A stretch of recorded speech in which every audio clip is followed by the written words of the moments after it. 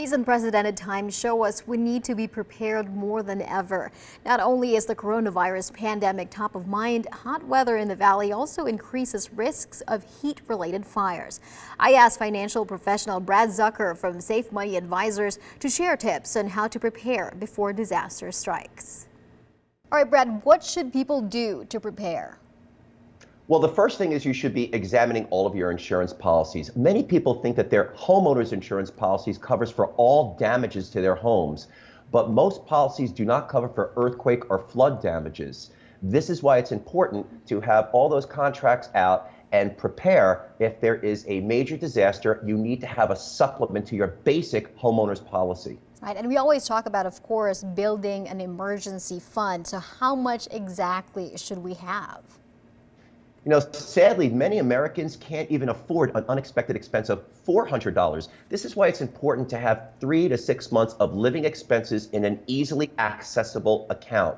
This way, if there is an emergency, you don't touch your credit cards and go into debt just to make ends meet. This is an important part of a financial plan because you don't want unexpected events to dampen your financial future. Right, and especially when we talk about saving money for a rainy day fund, usually you put that in the bank. So what should people remember when it comes to banking?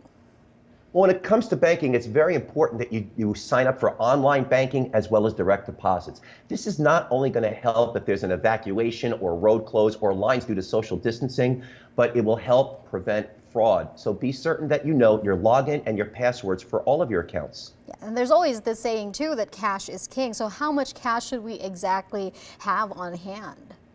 You know, you're right. You should consider keeping some cash on hand in your home or a safe deposit box at a bank. If a major storm comes through, it can cause power outages, and this is the money that's going to be used for food and shelter as well as medical expenses. Also, banks and ATMs could be shut down for days after a storm. What kind of documents do we need to have in store?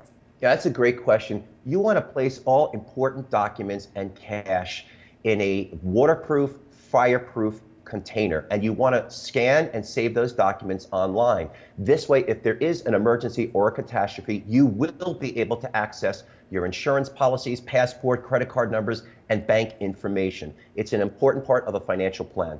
And remember, if you moved here from out of state like Connecticut or California and you brought out of state documents like a will or a trust, you're going to want to update those immediately for the state of Nevada.